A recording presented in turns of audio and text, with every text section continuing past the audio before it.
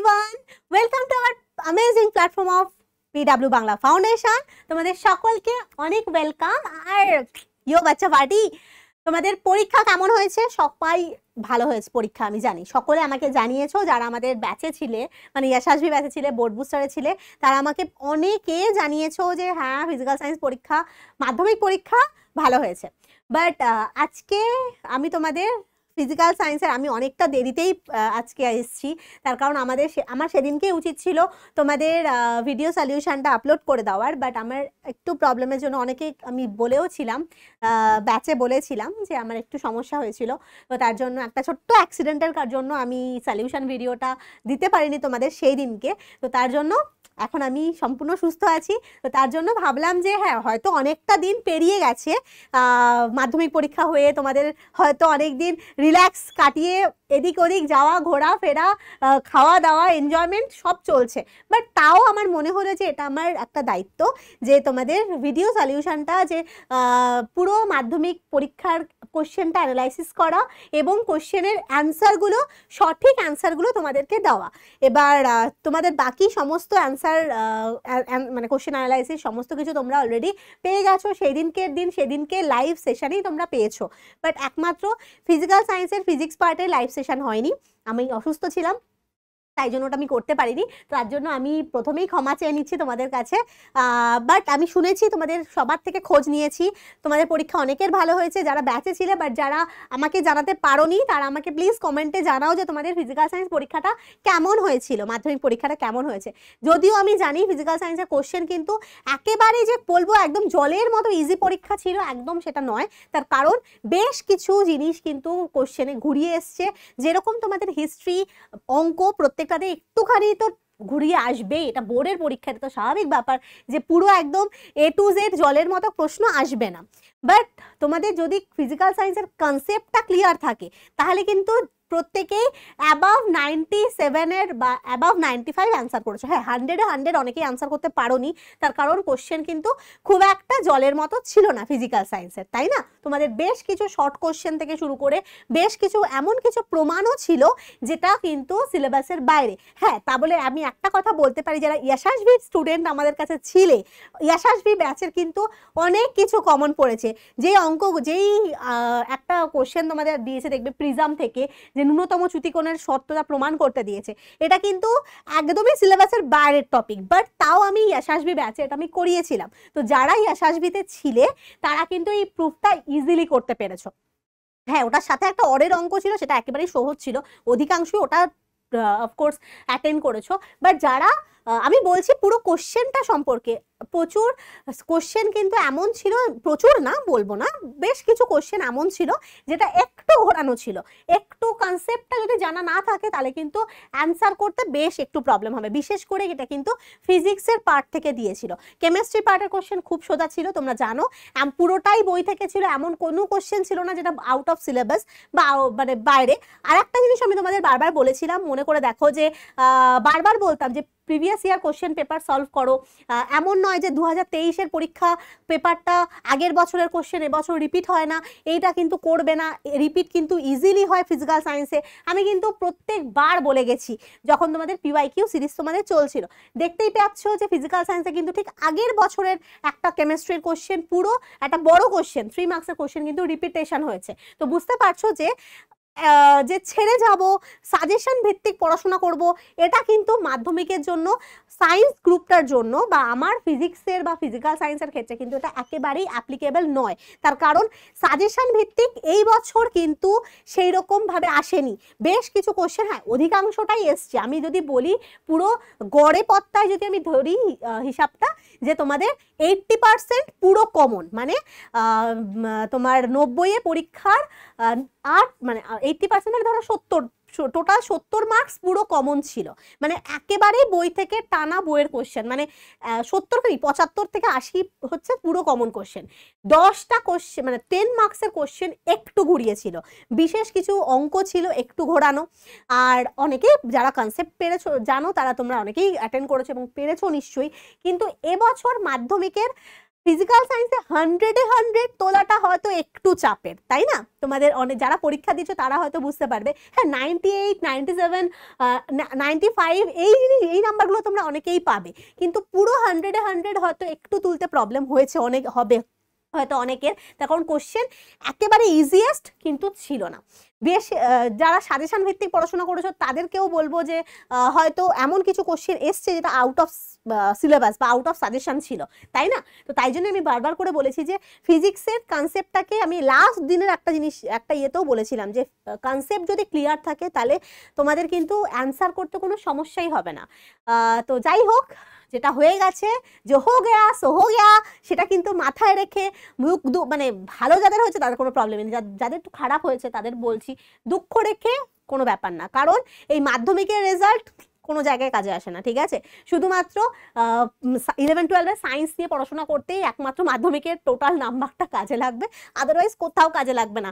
এর পরবর্তীকালে চাকরির ইন্টারভিউ থেকে শুরু করে এন্ট্রান্স পরীক্ষা দিয়ে পাশ করবে, চাকরি পাবে। যে কোনো কিছুতে এন্ট্রান্স পরীক্ষা দেবে, পাশ করলে চাকরি বা সেখানে ভর্তি হতে পারবে। সেই মাধ্যমিকের একটা রেজাল্ট, এখানে আমি তকমা, যেটা শুধুমাত্র ওই শোকেসের মধ্যে গচ্ছিতই থাকবে, ঠিক আছে? আর হ্যাঁ, আর লোকের কাছে তুমি বলতে পারবে যে হ্যাঁ আমি মাধ্যমিকে এই 97% মার্কস পেয়েছি, ঠিক আছে? আর একটা কাজে লাগবে, সেটা বললামই তো, সায়েন্স নিয়ে বিশেষ কিছু ভালো ভালো স্কুলগুলোতে টোটাল মার্কসটাকে দেখে, মাধ্যমিকের রেজাল্টটাকে খুব গুরুত্বপূর্ণ দেয়, মানে গুরুত্ব দেয় ওরা, যেখানে তোমাদের মার্কসটাকে কাজে লাগিয়ে ওরা তোমাদের ভর্তি নেবে সায়েন্সের স্টুডেন্টদের, ঠিক আছে, যারা সায়েন্স নিয়ে পড়তে চাও অফকোর্স। তো এর এখন নিশ্চয়ই এতক্ষণে তোমাদের নিশ্চয়ই স্ট্রিম অ্যাটলিস্ট মনে মনে ঠিক করা হয়ে গেছে যে আমি এইটা নিয়ে পড়তে চাই, এটা নিয়ে পড়ছি। আজকে প্রত্যেককেই বলবো যে বাড়ির প্রেশারে বা অন্য কিছুর প্রেশারে কিন্তু নিজেদের স্ট্রিম চুজ করবে না। তোমাদের যে সাবজেক্ট বা যে টপিকের ওপরে ইন্টারেস্ট রয়েছে সেই জিনিসটাকে নিয়ে পড়াশোনা করার চেষ্টা করো, নাহলে কিন্তু একটা টাইমে জীবনটা বোর হয়ে যাবে, যে আমি বাবা মা চাপে পড়ে সায়েন্স নিলাম, কি ভালো লাগলো না কমার্স নিলাম। তো এই জিনিস যেন না হয়, নিজের যেটা ভালো লাগে, বারবার বলছি আমি এটা মানে গার্জিয়ানদেরও বলতে চাই, সকলকে বলতে চাই যে বাচ্চা যেটা পছন্দ করে সেটাকে দেওয়ার চেষ্টা করুন। কারণ এমন হতেই পারে যে তার সায়েন্সের বা পুরো নাম্বার খুবই ভালো এসছে, তারা অ্যাবাভ 90% মার্কস পেয়েছে, কিন্তু সেই স্টুডেন্টের সায়েন্স পড়তে ভালো লাগে না, হতেই পারে, এমন প্রচুর স্টুডেন্ট। আমার নিজস্ব একটা স্টুডেন্ট অনেক আগে যখন আমি পড়াতাম, তো তখন মানে পিডাব্লিউতে যখন আমি ছিলাম না, তখনই এমন একটা স্টুডেন্ট রয়েছে যে 96% পেয়েও সে কিন্তু আর্টস নিয়ে পড়াশোনা করেছে। তো তার আর্টস ভালো লাগে, তার পরবর্তীকালে ইউপিএসসি দেওয়ার ইচ্ছা। তো যে যার ড্রিম ওয়াইজ পড়াশোনা করো, এমন নয় যে ভালো নাম্বার মানেই সায়েন্স, এটা কিন্তু কোনো কথা নয়। যে সায়েন্স পড়তে ইচ্ছা করছে না, আরে বাবা মা বলছে সায়েন্স নিতেই হবে, কারণ আমরা জানি যে একটা টেন্ডেন্সি থাকে, আরে সায়েন্স না পেলে তো পড়াশোনা করলে তো এ কিছু পারেই না, জীবনে কিছুই হবে না। এটা একদমই ভুল কথা। হ্যাঁ, সায়েন্সের দিকে হয়তো বেশ কিছু রাস্তা খোলা আছে, বাট এমন নয় যে সায়েন্স না পড়লে মানে জীবনটাই শেষ, এটা কোনো কথা নয়, ঠিক আছে? তো তোমাদের যে সাবজেক্ট ভালো লাগে, এতক্ষণে তোমরা নিশ্চয়ই মানসিকভাবে প্রস্তুত যে আমরা এই সাবজেক্ট নিয়ে পড়াশোনা করব, তো সেই দিকেই এগিয়ে যাও। তোমাদের সকলকে ফিউচারের জন্য বেস্ট অফ লাক। এত কথা আমি কেন বলছি ভগবানই জানে। আমি শুরু করি, ঠিক আছে? তোমাদের আরেকটা জিনিস বলছি, আমি সবার কাছে কোশ্চেন পেপার রয়েছে, এই কোশ্চেন পেপারে যেই জিনিস আনকমন কোশ্চেনগুলোকে নিয়ে আমি এসছি। আর হ্যাঁ, অফকোর্স ফিজিক্সের পার্টটা নিয়ে এসছি, কারণ কেমিস্ট্রির পার্টটা কিন্তু তোমাদের পুরোটাই বইয়ের থেকে এসছে, পুরোটা বই থেকে এসছে। এমন কোনো কোশ্চেন আসেনি কেমিস্ট্রিতে যেটা আউট অফ সিলেবাস বা আউট অফ বুক, ঠিক আছে? হ্যাঁ, ফিজিক্সের বেশ কিছু অঙ্ক এসছে, বেশ কিছু প্রুফ এসছে, সেটা কিন্তু আউট অফ সিলেবাস বা আউট অফ বুক, ঠিক আছে? বাট কেমিস্ট্রি থেকে কিন্তু কোনো আসেনি। তাই জন্য আমি আজকে, যেহেতু আমি ফিজিক্সেরই পার্ট পড়াবো, তো আমি জানি ফিজিক্সের তোমরা সকলেই চেনো আমাকে, তো ফিজিক্সের সলিউশনটা নিয়ে আমি এসছি। কেমিস্ট্রির সলিউশন তোমরা বই থেকেই পেয়ে যাবে, ঠিক আছে? চলো তাহলে আমরা শুরু করি এবছর 2024-এ মাধ্যমিকে ফিজিক্যাল সায়েন্সের ফিজিক্সের সলিউশন। চলো, ফার্স্ট কোশ্চেন, আমাদের বই মানে কোশ্চেন পেপার অলরেডি রয়েছে, বাট আমি তোমাদের লিখেও দিয়েছি। ফার্স্ট কোশ্চেন আমাদের ছিল সরি, পরিবেশের জন্য ভাবনা চ্যাপ্টারের, যে বায়োগ্যাসের মূল উপাদান কি? সকলেই জানো বায়োগ্যাসের মূল উপাদান মিথেন, এটা বোধহয় মানে 1000 বার থেকে 1 লক্ষ বার পড়ানো হয়েছে, এটা তো পারবেই সবাই। তারপরে কোশ্চেন আছে, বাস্তব গ্যাস একটি আদর্শ গ্যাসের মতো আচরণ করে কখন? আমরা জানি যে কোনো বাস্তব গ্যাস একটি আদর্শ গ্যাসের মতো আচরণ করে যখন নিম্ন চাপ এবং উচ্চ উষ্ণতায় হয়। নিম্ন চাপ এবং উচ্চ উষ্ণতায় যে কোনো বাস্তব গ্যাস আদর্শ গ্যাসের মতো আচরণ করে। ঠিক আছে, তাহলে অপশন 1.2 এর কোশ্চেনের অপশন নাম্বার সি হচ্ছে কারেক্ট অপশন। তোমরা আমার সাথে মিলিয়ে নেবে, যারা এখনো পর্যন্ত মেলাওনি, অনেকেই মিলিয়ে নিয়েছো আমি জানি, কারণ আমার ভিডিওটা অনেক দিন বাদে আসছে। যারা এখনো পর্যন্ত মিলাওনি তাদেরকে বলছি মিলিয়ে নাও, এবং তোমরা কত মার্কস মানে ভাবছো যে এক্সপেকটেশন, সেটা কিন্তু আমাকে কমেন্টে জানাবে। ঠিক আছে, চলো পরের কোশ্চেন বলেছে এসটিপিতে 44.8 লিটার CO2 এর মোল সংখ্যা কত? আমরা জানি যে এসটিপি মানে হচ্ছে যার আয়তন 22.4 লিটার। যে কোনো গ্যাসের এসটিপিতে আয়তন হয় 22.4 লিটার, জানো। তো CO2 মানে কি, সরি 44.8 লিটার CO2 এর মোল সংখ্যা তাহলে কত হবে? তাহলে 22.4 লিটার হচ্ছে মোলের জন্য, তাই তো? এক মোল যে কোনো গ্যাসের আয়তন হচ্ছে 22.4 লিটার।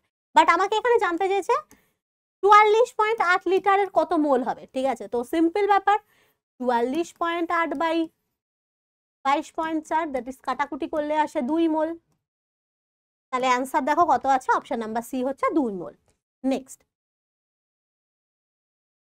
বলছে আদর্শ গ্যাসের ক্ষেত্রে আয়তন গুণাঙ্ক এবং চাপ গুণাঙ্কের অনুপাতের মান কত? তো আদর্শ গ্যাসের ক্ষেত্রে আয়তন গুণাঙ্ককে আমরা, যার মান হচ্ছে 1/273, ঠিক আছে, ডিগ্রি সেন্টিগ্রেড ইনভার্স, আর চাপ গুণাঙ্ক সেটাও কিন্তু 1/273 ডিগ্রি সেন্টিগ্রেড ইনভার্স। এবার এদেরকে যদি আমি রেশিও করি, ঠিক আছে, gamma P R gamma V, এদেরকে যদি আমি রেশিও করি, দেখো দুটোর ভ্যালু কেটে গিয়ে অনুপাত জানতে চেয়েছে, অর্থাৎ রেশিও জানতে চেয়েছে, তাহলে অ্যান্সার কত আসবে? 1। তাহলে দেখো অপশন নাম্বার ডি হচ্ছে এখানে সঠিক অ্যান্সার। নেক্সট কোশ্চেন বলেছে প্রতিসরাঙ্ক এবং আলোর তরঙ্গ দৈর্ঘ্যের সম্পর্ক প্রকাশকারী সমীকরণটা হচ্ছে কচির সূত্র, যেটা হচ্ছে mu equals to a plus B by ল্যামডার স্কোয়ার। ঠিক আছে, এই পার্টটা কিন্তু তোমাদের হ্যাঁ হয়তো পরবর্তী মানে ক্লাস 12-এ আছে, বাট তোমাদের সিলেবাসে দিয়ে দিয়েছে। বললাম যে কিছু কিছু কোশ্চেন আউট অফ সিলেবাস থেকে কোশ্চেন করেছে, যদিও কচির সূত্র কিন্তু তোমাদের সিলেবাসের ভেতরে ছিল, বাট এমন বিশাল কিছু ইম্পর্টেন্ট সূত্র কিন্তু এটা ছিল না। বাট দেখতেই পাচ্ছ আউট অফ কিছু সাজেশন বা কিছু অ্যান্সার তোমার মানে একটুখানি মাথা খাটিয়ে তোমাকে অ্যান্সার করতে হবে। এটা হচ্ছে কচির সূত্র, ঠিক আছে, এটা হচ্ছে কচির সূত্র, যেটা প্রতিসরাঙ্ক এবং তরঙ্গ দৈর্ঘ্যের মধ্যে সম্পর্ক স্থাপন করে। নেক্সট কোশ্চেন ছিল আমাদের বিবর্ধিত অসৎ বিম্ব গঠিত হয় কোথায়? বিবর্ধিত অসৎ বিম্ব, ঠিক আছে, তো মানে হচ্ছে যেটার বস্তুর থেকে সাইজ বড় হবে তাহলেই বিবর্ধিত হবে, এবং অসৎ বিম্ব হবে মানে বস্তু যেদিকে আছে সেই দিকেই প্রতিবিম্বটা সৃষ্টি হবে। ঠিক আছে, অর্থাৎ যেখানে রিফ্র্যাক্টেড মানে প্রতিসৃত রশ্মিগুলো সত্যি সত্যি মিলিত হবে না, বাট ভার্চুয়ালি মিলিত হবে। তো আমরা জানি উত্তল দর্পণ এই জিনিসটা ঘটে না। কোথায় ঘটে? উত্তল লেন্সে ঘটে। কারণ আমরা একটা যদি ছবি এঁকেছিলাম, মনে করে দেখো, উত্তল লেন্সের এটা অপটিক্যাল সেন্টার মানে আলোক কেন্দ্র, এটা ছিল ফোকাস আর আলোক কেন্দ্রের মাঝখানে যদি কোনো একটা বস্তু থাকে উত্তল লেন্সের, তাহলে দেখো একটা হচ্ছে একটা রশ্মি এই ফোকাস দিয়ে যায়, আর একটা রশ্মি আলোক কেন্দ্র দিয়ে যায়। এরকমই একটা ডায়াগ্রাম পড়েছিলে, এবং দুটো রশ্মিকে আমরা পেছন দিকে বর্ধিত করলে, বেঁকে গেছে, এরকম একটা জায়গায় প্রতিবিম্ব পেয়ে থাকি, যেটা হচ্ছে একটা অসৎ বিম্ব। তাহলে আমরা কোন ক্ষেত্রে এই অসৎ বিম্ব যেটা বিবর্ধিত এবং অসৎ বিম্ব পেয়ে থাকি, সেটা কিন্তু উত্তল লেন্সের ক্ষেত্রে পেয়ে থাকি। উত্তল দর্পণ, সমতল দর্পণ তো হবেই না, অবতল লেন্সেও হবে না, কারণ অবতল লেন্স আমরা সবসময় ছোট মানে খর্বকৃত অসৎ বিম্ব পেয়ে থাকি, কিন্তু একমাত্র উত্তল লেন্সে এটা সম্ভব। নেক্সট কোশ্চেন ছিল কি দেখে নি, একটি তারের মধ্যে দিয়ে তড়িৎ প্রবাহ হচ্ছে, ভালো কথা, ওই তারটাকে টেনে দৈর্ঘ্য বৃদ্ধি করা হয়েছে। তারের মধ্যে দিয়ে তড়িৎ প্রবাহ মাত্রা এখন কি ঘটবে? একটা তার আছে, তারটার ধরলাম দৈর্ঘ্য L, ঠিক আছে, আর প্রস্থচ্ছেদের ক্ষেত্রফলটা হচ্ছে A। তো এই তারের রোধের ফর্মুলা আমরা জানি রো L বাই A, নিশ্চয়ই জানো, resistance equals to rho L by A। তার কারণ রেজিস্ট্যান্স দৈর্ঘ্যের সাথে সমানুপাতিক সম্পর্কে থাকে, এবং রোধ ক্ষেত্রফলের প্রস্থচ্ছেদের ক্ষেত্রফলের সাথে ব্যস্তানুপাতিক সম্পর্কে থাকে, তাই না? এটা আমরা জানি যে দৈর্ঘ্যের সাথে সমানুপাতিক এবং প্রস্থচ্ছেদের ক্ষেত্রফলের সাথে ব্যস্তানুপাতিক। এবার বলেছে তারটাকে লম্বা করে দেওয়া হয়েছে, ঠিক আছে, এরকম করে দিয়েছে। তো মনে রাখবে কোনো তারকে যদি দৈর্ঘ্যের টেনে লম্বা করে দেওয়া হয় তাহলে তার ক্ষেত্রফলটা যদি আগে এরকম মোটা থাকে তাহলে এখন রোগা হয়ে যাবে। তাহলে এখন কিন্তু ক্ষেত্রফলটা ছোট হয়ে গেছে এবং দৈর্ঘ্যটাও কিন্তু বড় হয়ে গেছে। বুঝতে পারছো যে তারটাকে আমি টেনে এরকম স্ট্রেচ করে দিয়েছি, ফলে ওর ক্ষেত্রফলটা আস্তে আস্তে ছোট হয়ে গেছে। বুঝতে পারছো তাহলে? এবার দেখো তাহলে এখন রোধের কি পরিবর্তন হবে? এটা যদি রোধ আর হয়, এটা যদি রোধকে আমি আর ড্যাশ ধরি, তাহলে দেখো দৈর্ঘ্য বেড়ে গেছে, দৈর্ঘ্যের সাথে রোধের সম্পর্ক কি? সমানুপাতিক সম্পর্ক। তাহলে দৈর্ঘ্য যদি বেড়ে যায়, এল যদি বেড়ে যায়, রেজিস্ট্যান্সও তাহলে বেড়ে যাবে। বুঝতে পারছো? কিন্তু ক্ষেত্রফলটা কি আছে? ক্ষেত্রফল আছে হচ্ছে ব্যস্তানুপাতিক সম্পর্কে। তাহলে ক্ষেত্রফল এখানে কি হচ্ছে? যদি কমে যায়, তাহলে ক্ষেত্রফলটা যদি কমে যায়, রোধ কি হবে? তাহলে অফকোর্স বৃদ্ধি পাবে, কারণ ক্ষেত্রফল, প্রস্থচ্ছেদের ক্ষেত্রফলের সাথে রেজিস্ট্যান্সের সম্পর্ক কিরকম? ব্যস্তানুপাতিক। তাহলে দেখো আমি যদি টেনে দৈর্ঘ্য বৃদ্ধি করে দিই, তাহলে টেনে দৈর্ঘ্য বৃদ্ধি করলে ক্ষেত্রফলটা আস্তে আস্তে কমে যাচ্ছে। তাহলে এর ক্ষেত্রফল যদি কমে যায়, ক্ষেত্রফলের সাথে রেজিস্ট্যান্সের সম্পর্ক যেহেতু ব্যস্তানুপাতিক, তাহলে ক্ষেত্রফল কমলে রেজিস্ট্যান্স অফকোর্স বেড়ে যাবে, তাই তো? তাহলে দেখো দুটোর ক্ষেত্রে দৈর্ঘ্য বাড়লে রেজিস্ট্যান্স বাড়বে, ক্ষেত্রফল কমলেও রেজিস্ট্যান্স বাড়বে। তাহলে এক্ষেত্রে আমার অ্যান্সারটা কি আসলো? অ্যান্সারটা আসলো বৃদ্ধি পাবে।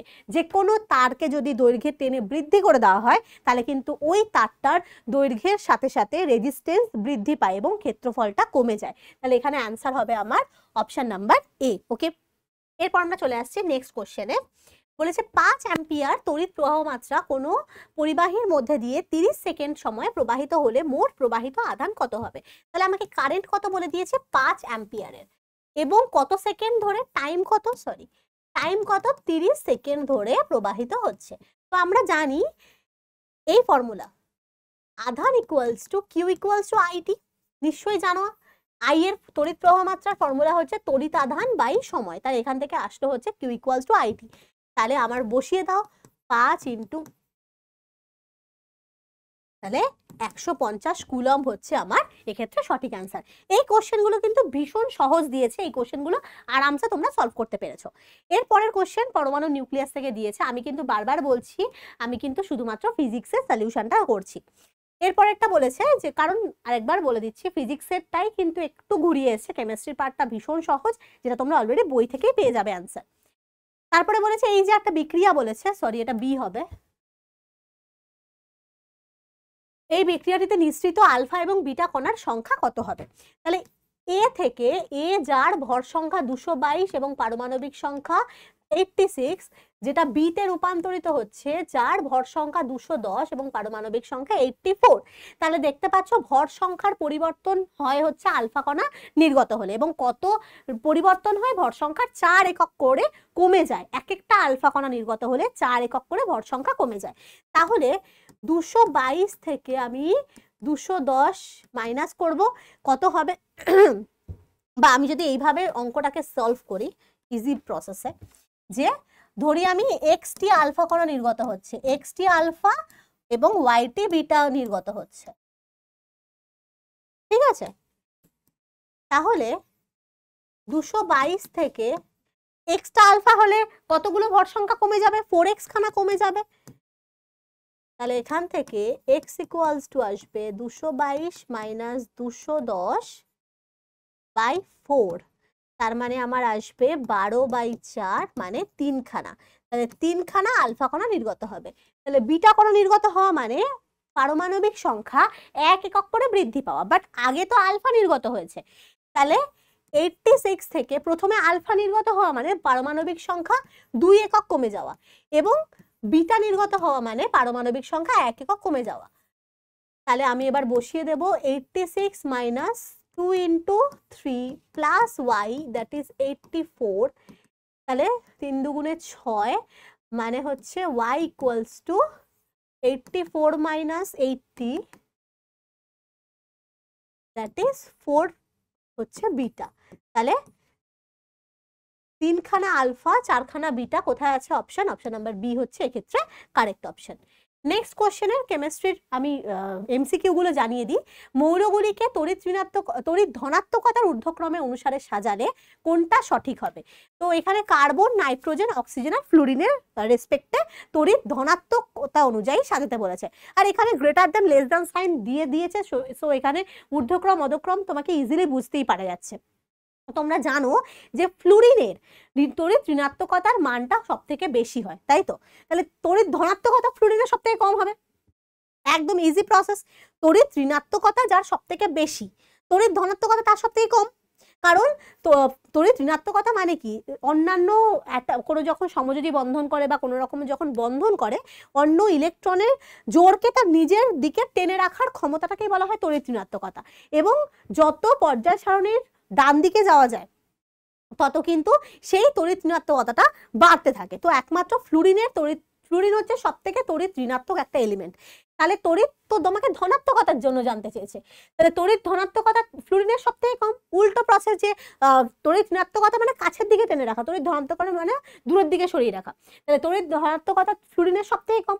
তাহলে এখানে দেখো সব থেকে কম কোথায় আছে, একমাত্র এই যে এই অপশনটায় ফ্লুরিনের তড়িৎ ধনাত্মকতার মানটা সব থেকে কম। তার কারণ ফ্লুরিনের ইলেকট্রোনেগেটিভিটি ফ্লুরিনের হচ্ছে সব থেকে বেশি সরি।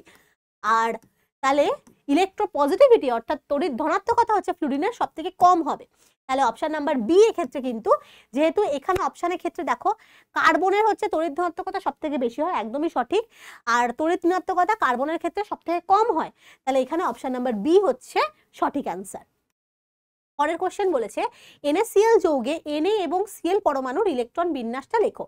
তো NaCl যখন গঠিত হয় তখন কি করে, Na প্লাস আর Cl মাইনাস মিলে NaCl তৈরি করে। আমরা তড়িৎযোজী সমযোজী বন্ধন পড়েছি এবং সেখান থেকে লুইস ডট ডায়াগ্রামে নিশ্চয়ই শিখেছো যে সোডিয়ামের লাস্ট কক্ষপথের একটি ইলেকট্রনকে সে বর্জন করে নিষ্ক্রিয় ইলেকট্রন বিন্যাস লাভ করার জন্য, অর্থাৎ নিয়নের ইলেকট্রন বিন্যাস পাওয়ার জন্য।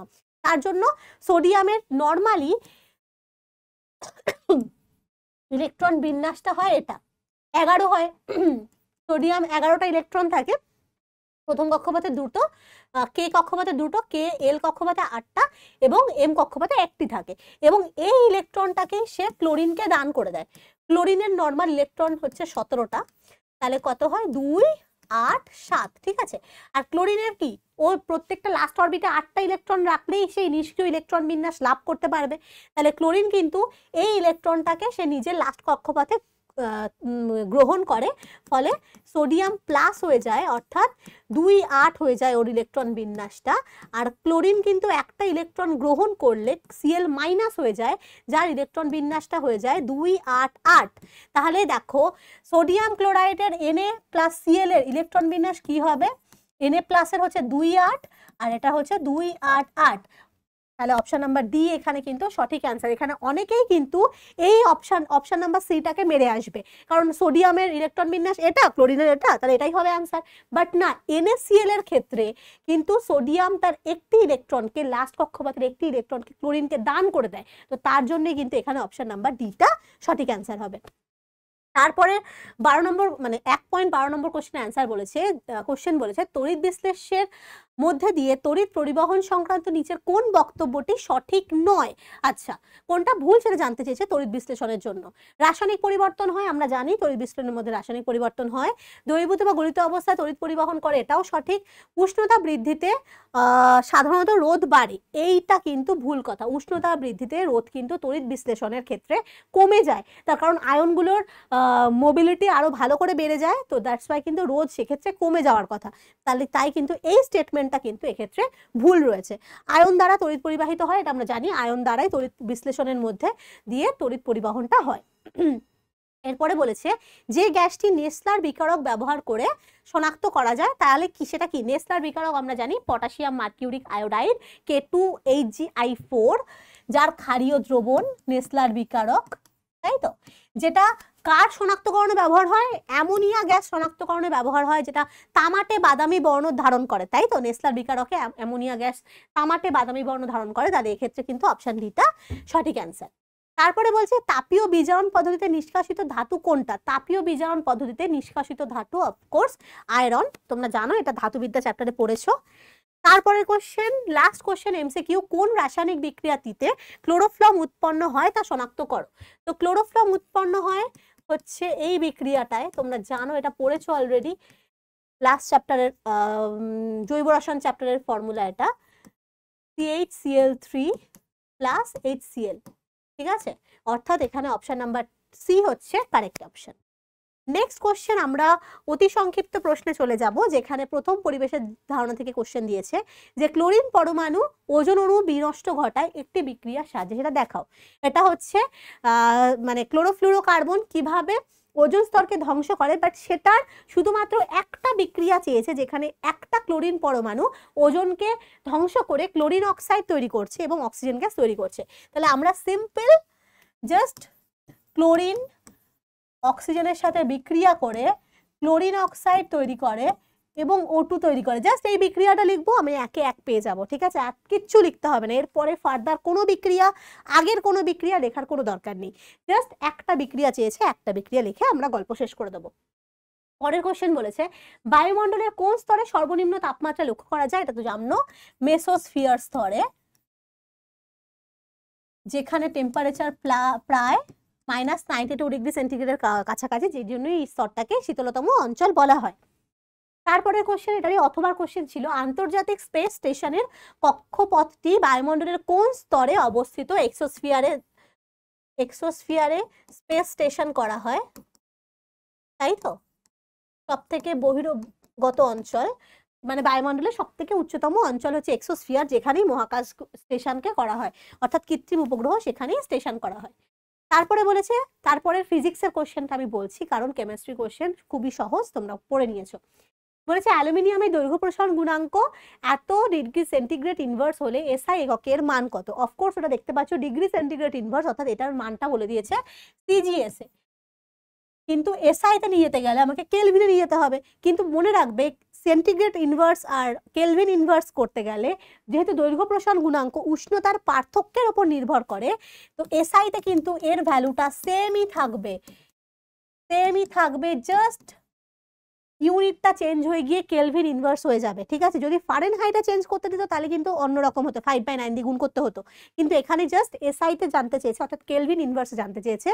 ডিগ্রি সেন্টিগ্রেড থেকে কেলভিন ইনভার্সে করতে গেলে দৈর্ঘ্য প্রসারণ গুণাঙ্ক যেহেতু উষ্ণতার পার্থক্যের উপর নির্ভর করে, আর সেন্টিগ্রেডের উষ্ণতার পার্থক্য আর কেলভিন স্কেলে উষ্ণতার পার্থক্য কিন্তু সেমই, তো তাই জন্য কিন্তু ভ্যালুটা সেমই থাকবে, বাট ইউনিটটা চেঞ্জ হয়ে যাবে। নেক্সট কোশ্চেন হচ্ছে, এটারই অথবার কোশ্চেন, কোন সূত্র থেকে গ্যাসের আয়তন প্রসারণ গুণাঙ্কের মান পাওয়া যায়? তো তোমরা জানো এটা চার্লসের সূত্র থেকে। চার্লসের সূত্র থেকে আমরা গ্যাসের আয়তন প্রসারণ গুণাঙ্কের মান পেয়ে থাকি, যার ভ্যালু হচ্ছে 1/273 ° ইনভার্স। তারপরের কোশ্চেন বলেছে আপাতন কোণ বাড়ালে মাধ্যমের প্রতিসরাঙ্ক বাড়বে না কমবে? দেখো, আপাতন কোণের সাথে প্রতিসরাঙ্কের কিন্তু কোনো সম্পর্ক নেই, কারণ আমরা জানি যে মিউ ইকুয়ালস টু c/v, ঠিক আছে? কোনো একটা মাধ্যম কতটা ঘন হবে, কতটা মানে তার ঘনত্বের উপর ডিপেন্ড করে হচ্ছে তার প্রতিসরাঙ্ক, ঠিক আছে? সেই মাধ্যমটার নেচার কিরকম সেটার উপর কিন্তু উপাদানের উপর নির্ভর করে হচ্ছে ওই মাধ্যমের প্রতিসরাঙ্ক। সেই আপাতন কোণ আলোটা এইভাবে পড়ুক, এভাবে পড়ুক, যেভাবে খুশি পড়ুক, তার প্রতিসরাঙ্ক কিন্তু কখনো চেঞ্জ হয় না। তাহলে সেক্ষেত্রে কি লিখবো অ্যান্সার, যে কোনো পরিবর্তন হবে না।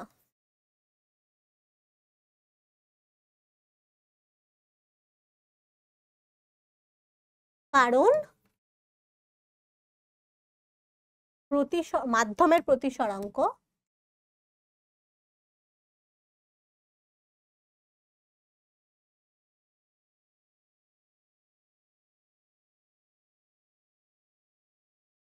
আপাতন কোণের উপর নির্ভর করে না।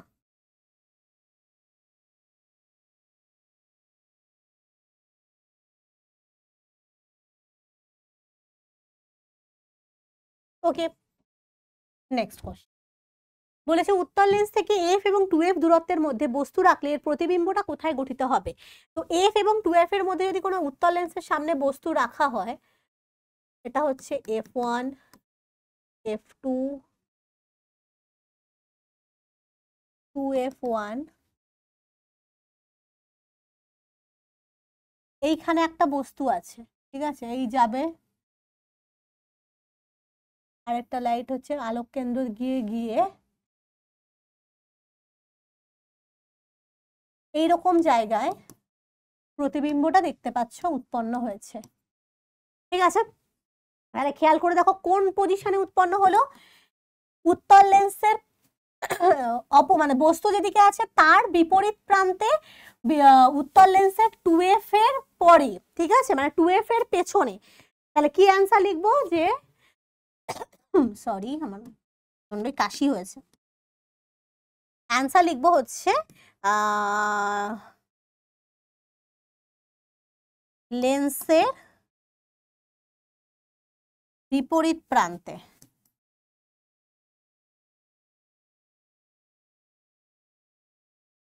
অর্থাৎ বস্তু যেদিকে তার উল্টো দিকে 2f থেকে দূরে অবস্থিত হবে। ঠিক আছে, এই হচ্ছে অ্যান্সার হবে। পরেরটা বলছে একটি বর্তনীতে 6 ওহম আর 3 ওহম রোধের সমান্তরাল সমবায়ের সাথে 1 ওহম রোধকে শ্রেণী সমবায়ে যুক্ত করা আছে। তাহলে 2 ওহম কে সমান্তরালের সাথে, একটা 6 একটা 3, এই দুটোর সাথে 1 এর শ্রেণী সমবায় আছে। ঠিক আছে, এবার এই দুটো তুল্য রোধ, এগুলো সমস্ত তুল্য রোধ জানতে চাইছে। তো এই দুটো প্যারালাল কানেকশনে, তো প্যারালাল কানেকশনের আমরা ফর্মুলা জানি যে 1/Rp = 1/R1 + 1/R2। তা বসিয়ে দাও, 6 + 1/3,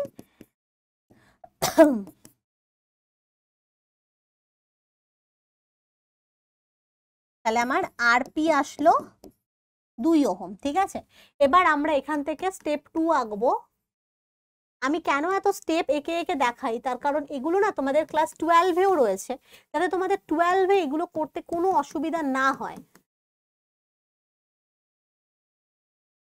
তাহলে অ্যান্সার আমার আসলো, তুল্য রোধটা আসলো আমার 3 ওহম। দেখতে পাচ্ছ যে এটা দুটো শ্রেণী সমবায় হয়ে গেল। শ্রেণী সমবায় formula R1 + R2 that is 2 + 1 = 3। Next কোশ্চেনে চলে যাব। বলছে বালো চক্রের ঘূর্ণনের অভিমুখ কোন সূত্র দ্বারা নির্ণীত হয়? ফ্লেমিং এর বাম হস্ত সূত্রের সাহায্যে আমরা বালো চক্রের ঘূর্ণন নির্দেশ করতে পারি। ঠিক আছে, নেক্সট কোশ্চেন। নিয়ন্ত্রিত শৃঙ্খল বিক্রিয়া একটি ব্যবহারিক প্রয়োগ উল্লেখ করো। নিয়ন্ত্রিত, দু রকমের শৃঙ্খল বিক্রিয়া হয়, একটা হচ্ছে নিয়ন্ত্রিত, একটা হচ্ছে অনিয়ন্ত্রিত। নিয়ন্ত্রিত শৃঙ্খল বিক্রিয়ার একটা ব্যবহারিক প্রয়োগ হচ্ছে, মানে ভালো দিকে কোথায় ব্যবহার হয় সেটা হচ্ছে পারমাণবিক চুল্লিতে। নিউক্লিয় চুল্লিতে কিন্তু নিউক্লিয় চুল্লি বা নিউক্লিয় রিঅ্যাক্টরে কিন্তু এই নিয়ন্ত্রিত শৃঙ্খল বিক্রিয়াকে ব্যবহার করা হয়। নিউক্লিয় সংযোজনের আগে নিউক্লিয় বিভাজন হটানো হয় কেন? তার কারণ আমরা পড়েছি, এই কোশ্চেন বহুত ফেমাস কোশ্চেন, যে নিউক্লিয় সংযোজন ঘটানোর সময় প্রচুর তাপমাত্রার প্রয়োজন হয়, প্রায় 10⁷ থেকে 10⁸ কেলভিন টেম্পারেচারের প্রয়োজন হয়, যেটা একমাত্র নিউক্লিয় বিভাজনের দ্বারাই ওই উষ্ণতাকে নিয়ে আসা সম্ভব। তাহলে আমি কি লিখবো? নিউক্লিয় সংযোজন বিক্রিয়ায়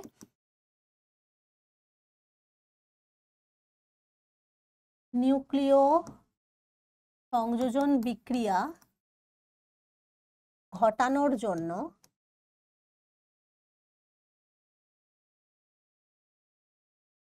অতি উচ্চ তাপমাত্রার প্রয়োজন।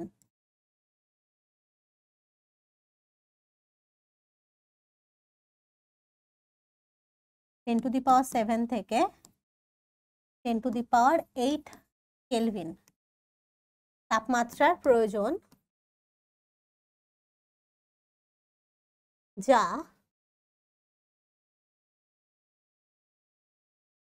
শুধুমাত্র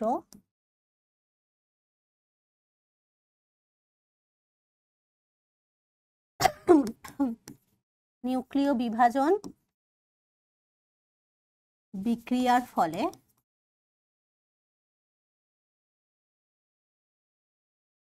উৎপন্ন হয়। আচ্ছা, এটুকু লিখবে। তাই নিউক্লিয় সংযোজনের আগে নিউক্লিয় বিভাজন পদ্ধতিটা ঘটানো হয়, বাস এটুকু লিখলে ফুল মার্কস। নেক্সট কোশ্চেন বলেছে, এরপরে আমরা পরের ইয়েতে মানে সংক্ষিপ্ত প্রশ্নে চলে যাব, যেখানে বলেছে ফায়ার, মানে 2 মার্কসের কোশ্চেনে ফায়ার আইসের সংকেত লেখো। এটা তোমরা জানো, ফায়ার আইস মানে হচ্ছে মিথেন হাইড্রেট, যার ফর্মুলা হচ্ছে মিথেনের সাথে জল থাকে, এবং এছাড়াও একটা ফর্মুলা রয়েছে যে এই দুটো ফর্মুলা তোমরা যে কোনো একটা লিখতে পারো বা দুটোই লিখতে পারো, কোনো অসুবিধা নেই।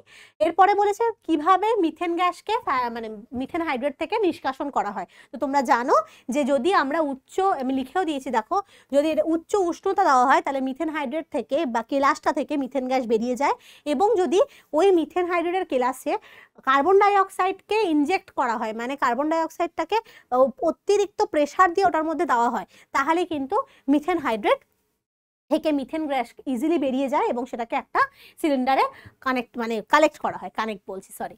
তাহলে আমি লিখে দিয়েছি অলরেডি, এটা তোমাদের অলরেডি জানা কোশ্চেন, এটা কমন কোশ্চেন যে মিথেন হাইড্রেট থেকে কি করে মিথেন গ্যাস পাওয়া যায়। উত্তপ্ত করে পাওয়া যেতে পারে, অথবা কার্বন ডাই অক্সাইড গ্যাস প্রবেশের মাধ্যমে কিন্তু মিথেন হাইড্রেট থেকে মিথেন গ্যাস পাওয়া যেতে পারে। তারপরে কোশ্চেন গ্যাসের আচরণের একটা কোশ্চেন, একটা অঙ্ক দিয়েছে। তোমরা জানো গ্যাসের আচরণ থেকে যে অঙ্ক দুটো দিয়েছে খুবই সহজ দুটো অঙ্ক, মানে এই দুটো অঙ্ক এতটাই ইজি যে বলার মতো না। তো একমাত্র আলো থেকে অঙ্কটাই একটু ঘুরিয়ে দিয়ে দিয়েছে, আদারওয়াইজ সমস্ত কোশ্চেন সহজ। কি বলেছে, এত ডিগ্রি সেন্টিগ্রেড তাপমাত্রায় নির্দিষ্ট পরিমাণ, তার মানে টেম্পারেচার বলে দিয়েছে। T1 মানে হচ্ছে এত ডিগ্রি সেন্টিগ্রেড, এটাকে কেলভিনে নিয়ে আসবো।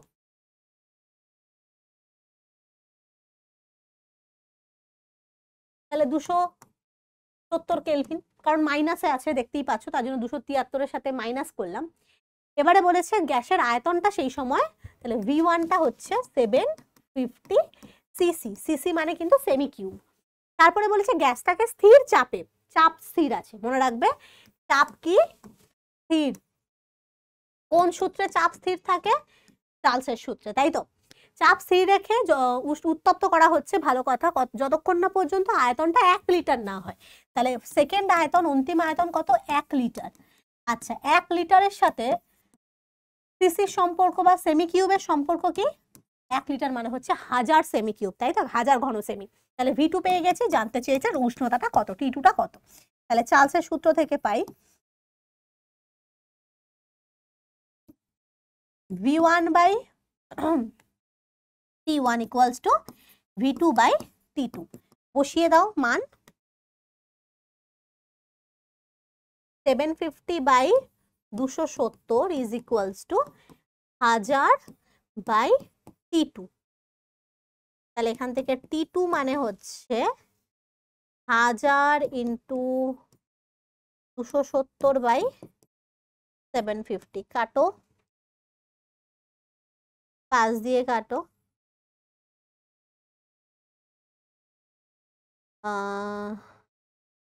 15, 3 দিয়ে কাটো, 3 5 15, 3 নং 27, 5 দিয়ে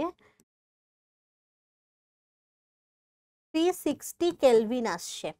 অ্যান্সার তোমাদের নিশ্চয়ই T2 ইকুয়ালস টু 360 কেলভিন। এটাকে তোমরা সেন্টিগ্রেডে আনতে পারো, 273 মাইনাস করে, দ্যাট ইজ 87 ডিগ্রি সেন্টিগ্রেড আসবে অ্যান্সার। যদি ডিগ্রি সেন্টিগ্রেডে আনতে চাও তাহলে আনতে পারো, না আনলে ওই 360 কেলভিনে রেখে দেবে, কোনো অসুবিধা নেই। নেক্সট কোশ্চেন, এটারই অথবার কোশ্চেন, যে আগেরটা করেছো সে করেছো, যে এইটা করেছো সেটা আমি দেখিয়ে দিচ্ছি। এত এটিএম চাপে, তাহলে পি বলে দিয়েছে কত? 4 ATM, ভালো কথা। কত ডিগ্রি সেন্টিগ্রেড উষ্ণতায়? টি বলে দিয়েছে 27 ডিগ্রি সেন্টিগ্রেড, মানে হচ্ছে 273-এর সাথে 27 যোগ করব, কারণ কেলভিনে আনার জন্য আসবে হচ্ছে 300 কেলভিন, তাই তো। 8 গ্রাম মানে ওয়েট বলে দিয়েছে হাইড্রোজেন গ্যাসের কত? 8 গ্রাম। তার হাইড্রোজেন গ্যাসের মোলার মাস H2 মানে হচ্ছে 2 into 1, দ্যাট ইজ 2, ঠিক আছে, 2 গ্রাম। বলেছে গ্যাসটার আয়তন কত হবে? আমরা এই ফর্মুলাটা জানি, যে এখানে ভি বার করতে দিয়েছে। আদর্শ গ্যাসের সমীকরণ পড়েছো, PV ইকুয়ালস টু W/M আর টি, ঠিক আছে, পড়েছো তো, বসিয়ে দাও। 4 into V equals to 8/2 into R এর ভ্যালু বলেই দিয়েছে অলরেডি কোশ্চেনে, লিটার অ্যাটমসফিয়ারে মান বসাতে হবে, আর 300, ঠিক আছে। তো এখান থেকে ভি ইকুয়ালস টু, একটু ক্যালকুলেট করতে হবে, আমার মুখস্থ নেই, মানে মুখস্থ বলতে ক্যালকুলেশনটা আমার অনেক টাইম লেগে যাবে তাহলে। হুম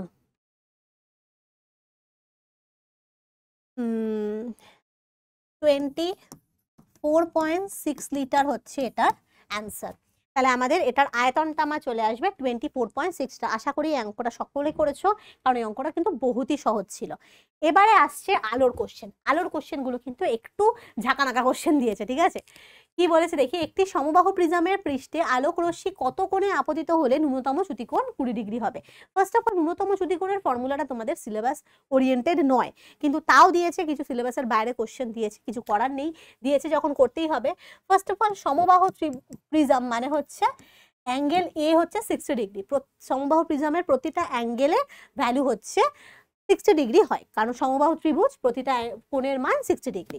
ন্যূনতম চ্যুতিকোণের ফর্মুলা হচ্ছে ডেল্টা মিনিমাম, যার ফর্মুলা হচ্ছে 2i - a। এটা হচ্ছে ন্যূনতম চ্যুতিকোণের ফর্মুলা, ঠিক আছে। কারণ কেন ফর্মুলা, তোমরা যদি যশাসবি ব্যাচে যারা পড়েছো তারা এই প্রুফটাকে আমি অলরেডি করিয়ে দিয়েছি, যে কি করে ন্যূনতম চ্যুতিকোণের ফর্মুলাটা 2i - a হয়েছে।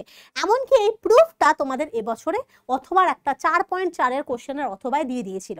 তো যারা ব্যাচে ছিলে তারা পেরেছো, কারণ এই কোশ্চেনটা আউট অফ সিলেবাস, এই কোশ্চেনটা তোমাদের, এই প্রুফটা তোমাদের নেই, এই প্রুফটা কমপ্লিটলি 12-এর প্রুফ, কিন্তু তাও তোমাদের দিয়েছে। তো যারা ব্যাচের স্টুডেন্ট তারা পেরেছো হয়তো, আর যারা পারোনি তাহলে তারা হয়তো এই কোশ্চেনটা অ্যাটেন্ডই করনি, বাদ দাও, তাহলে ছাড়ো। তো মনে রাখবে ন্যূনতম চ্যুতিকোণের শর্ত হচ্ছে যে ক্ষেত্রে আপাতন কোণ এবং নির্গত কোণের ভ্যালুটা ইকুয়াল হয়। অর্থাৎ আমরা যে পড়েছিলাম না, I1 আর I2-র ভ্যালুটা ইকুয়াল হলেই কিন্তু চ্যুতিকোণের ভ্যালুটা ন্যূনতম হয়, অর্থাৎ সবথেকে কম চ্যুতিকোণ হয়। এবং এই দুটো কন্ডিশন বসালে আমরা যদি ডেল্টার ফর্মুলায় I1 + I2 - a এবং এটার ফর্মুলা যদি I1 আর I2 ইকুয়াল রাখি, তাহলে কিন্তু আমার ফর্মুলাটা এসে যায় 2i - a। মানে আমি এটাকে ধরে নিচ্ছি i, ঠিক আছে। এটাই হচ্ছে ন্যূনতম চ্যুতিকোণের ফর্মুলা। এবার তুমি বসিয়ে দাও এখানে আপাতন চ্যুতিকোণের ভ্যালুটা, ডেল্টা মিনিমামের ভ্যালু কত বলে দিয়েছে, 20 ডিগ্রি বলে দিয়েছিল। তো বসাও 20 = 2 × i - 60।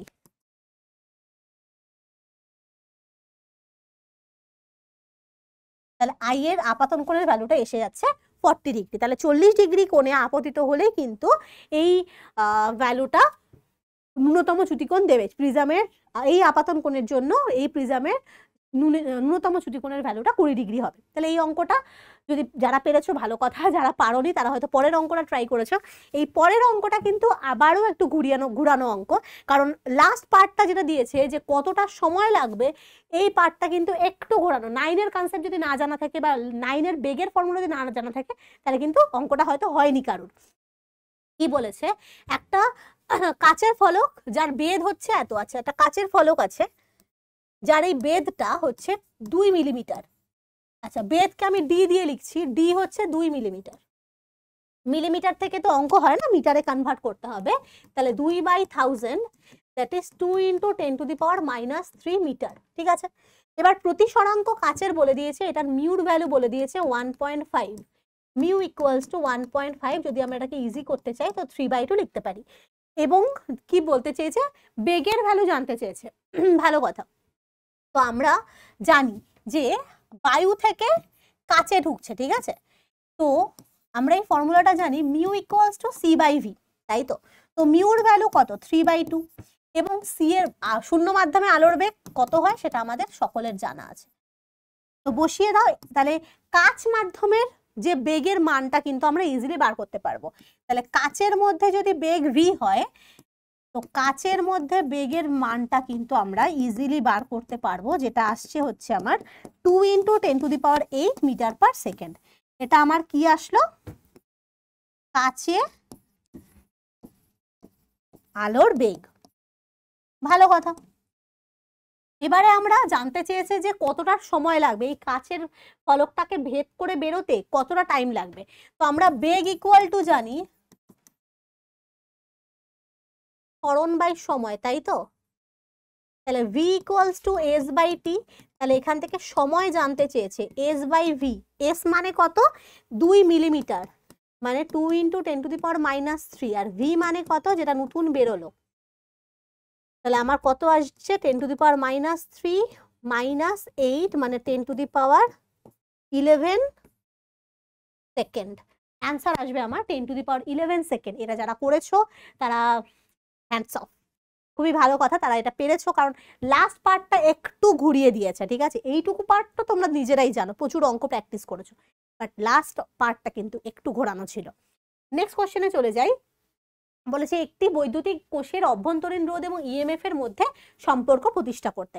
এটা তোমরা জানো, এটা তোমরা অলরেডি চলতড়িৎ চ্যাপ্টারে করেছো, যে একটা তড়িৎ কোষ যার ইএমএফ হচ্ছে ই, যার অভ্যন্তরীণ রোধ আর এবং বাহ্যিক একটা ক্যাপিটাল আর রোধের সাথে কানেক্টেড, যখন এটার মধ্যে দিয়ে আই কারেন্ট ফ্লো হচ্ছে। তো আমরা জানি যে আমরা, আচ্ছা আমি লিখে লিখে করছি না, কারণ এটা তোমরা অলরেডি বইয়ের কোশ্চেন, বইয়ের থেকেই এটার অ্যান্সার করেছো, তো লেখার কোনো দরকার নেই। আমি যা মানে লেখার কোনো অ্যান্সার পরীক্ষা হলে দরকার আছে, বাট আমি এখানে জাস্ট সলভটুকু করাচ্ছি। তো আমরা জানি যে কারেন্ট মানে হচ্ছে ওহমের সূত্র থেকে, ওহমস ল থেকে আমরা জানি যে কারেন্ট মানে হচ্ছে বিভব প্রভেদ বাই আর, মানে ভি বাই আর। এখানে বিভব প্রভেদ কত? তড়িৎ চালক বলটাই হচ্ছে এখানে বিভব প্রভেদ। তাহলে এখানে টোটাল রেজিস্ট্যান্স কত? বাহ্যিক রোধ প্লাস স্মল আর। তাহলে এখান থেকে আমি এবারে ক্রস মাল্টিপ্লাই করব, যে E equals to I R plus small I R. তাহলে এখানে E equals to I R মানে হচ্ছে ভি, কারণ আমরা জানি যে V equals to I R. বিভব প্রভেদ মানে হচ্ছে ভি বলতে এখানে এই বাহ্যিক রোধের সাপেক্ষে বিভব প্রভেদের কথাটা বলা হচ্ছে। এইটার মানে ইয়েতে যে বিভব প্রভেদটা পড়বো, আমি যদি এটার সাথে ভোল্টমিটারটা কানেক্ট করি, তো তোমরা জানো যে অভ্যন্তরীণ রোধের কারণে আমাদের ব্যাটারির যে বিভব প্রভেদ, অর্থাৎ ব্যাটারির যে তড়িৎচালক বলটা, যদি আমাদের ব্যাটারিটা 5 ভোল্টের হয়, আমরা ব্যাটারির সাথে যদি একটা বাল্ব কানেক্ট করি, 5 ভোল্টই কিন্তু আসে না, তার কারণ কিছুটা কমে যায় তার এই অভ্যন্তরীণ রোধটার কারণে, মানে 4.4 হয়ে যায় বা সামথিং কিছুটা কমে যায়। তো দ্যাটস ওয়াই আমরা কিন্তু এখানে বলতে পারি যে এই অভ্যন্তরীণ রোধের কারণে তড়িৎচালক বলটা আর বিভব প্রভেদের ভ্যালুটা কিন্তু সমান নয়। তো কতটা কমে যাচ্ছে? কমে যাচ্ছে হচ্ছে এই আই আর পোর্শন, যেটাকে বলা হয় নষ্ট ভোল্ট, ঠিক আছে? তাহলে এখান থেকে আমরা কিন্তু তড়িৎচালক বলের সাথে তড়িৎ প্রবাহ মাত্রার পুরো সম্পূর্ণ সম্পর্কটা প্রমাণ করে দিলাম। তাহলে এটাকে লিখে দেবে প্রমাণিত, ঠিক আছে? তাহলে এটাকে একটু লিখে লিখে করতে হবে, তাহলেই কিন্তু তোমাদের ফুল মার্কস পাওয়া যাবে। নেক্সট কোশ্চেনে আমরা আসছি যে তাপ পরিবাহিতাঙ্কের সংজ্ঞা দাও এসআই পদ্ধতিতে তাপীয় রোধের একক লেখো। এটা একদম সহজ কোশ্চেন, এটা আমি বোঝানোর কিছু নেই, শুধুমাত্র এসআইতে তাপীয় রোধের একক হচ্ছে, এটা তোমরা জানো, মুখস্থ করেছো যদি ভালো কথা, যদি মুখস্থ না করো তাহলে কিন্তু পড়ে দেখতে হবে, পড়ে দেখবে তোমরা। ডি মানে, এটা তো ফর্মুলা তাপীয় রোধের, তাহলে ডি মানে হচ্ছে বেধ, কে মানে হচ্ছে তাপ পরিবাহিতাঙ্ক, এ মানে হচ্ছে ক্ষেত্রফল। তো তাপ পরিবাহিতাঙ্কের একক হচ্ছে আমরা জানি যে watt, metre inverse, kelvin inverse, আর এরিয়া মানে হচ্ছে ক্ষেত্রফল, যেটা হচ্ছে বর্গ মিটার। তাহলে মিটার আর মিটার কেটে দাও, এই মিটার আর এই মিটার ইনভার্স কেটে দাও, তাহলে আমার আসবে হচ্ছে কেলভিন পার ওয়াট, অর্থাৎ তাপীয় রোধের ফর্মুলা একক হচ্ছে kelvin into watt to the power -1। যদি তোমাদের মুখস্থ থাকে ভালো কথা, পুরো ডিরেক্ট লিখে দিয়েছো, যদি কারোর মুখস্থ না থাকে তখন তোমাকে এই পুরো প্রসেসটা করে দেখাতে হবে। নেক্সট কোশ্চেন বলেছে, এটা অথবা কোশ্চেন ছিল যে গ্যাসের আয়তন প্রসারণ গুণাঙ্কের সংজ্ঞা দাও, চার্লসের সূত্র থেকে এর মান নির্ণয় করো। আচ্ছা, চার্লসের সূত্র থেকে এর মান নির্ণয় করো কিন্তু একটা প্রমাণ, যেহেতু এখানে 2 নম্বর রয়েছে, তোমাকে পুরো প্রমাণটা করে দেখাতে হবে। তো প্রমাণটা আমি করাচ্ছি, এবারে খুব স্পিডে করাচ্ছি, কারণ এই প্রমাণটা অলরেডি তোমাদের করানো রয়েছে ক্লাসে। তো তোমরা যারা করেছো, যারা সলভ করেছো, তারা কিন্তু লিখে লিখে সম্পূর্ণভাবে নিশ্চয়ই করেছো, বাট আমি এখানে জাস্ট শর্টে করে দিচ্ছি। তো আয়তন প্রসারণ গুণাঙ্ক সংজ্ঞা দাও, এটা সকলে জানো যে স্থির চাপে নির্দিষ্ট ভরে গ্যাসের উষ্ণতা 0 থেকে 1 ডিগ্রি সেন্টিগ্রেড ইনক্রিজ করলে তার আয়তন যতটা পরিমাণে প্রসারিত হয় সেটাকেই বলা হয় ওই গ্যাসের আয়তন প্রসারণ গুণাঙ্ক। তো আয়তন প্রসারণ গুণাঙ্কের ফর্মুলাটা আমরা জানি যে gamma P is equals to VT minus V0 by V0 into T. এবার মনে হতে পারে এই ফর্মুলাতে এই টার্মগুলো যদি তোমরা না বিশ্লেষণ করে দাও তাহলে কিন্তু ফুল মার্কস পাবে না। কোনটা ভিটিটা কি, V0টা কি, V0 মানে ইন্টু টিটা কি, সেটা কিন্তু তোমাদের সম্পূর্ণভাবে লিখে আসতে হবে। এটা হচ্ছে তার ফর্মুলা। ফর্মুলা কিন্তু সংজ্ঞার সাথে দিয়ে দেওয়াটা খুবই জরুরি এবং প্রত্যেকটা টার্মিনোলজিকে লেখা কিন্তু খুবই জরুরি, তাহলেই কিন্তু ফুল মার্কসটা তোমাকে এক্সামিনার দেবে। এবার প্রমাণটা করতে বলেছে, তো আমি ধরি 0 ডিগ্রি সি উষ্ণতায়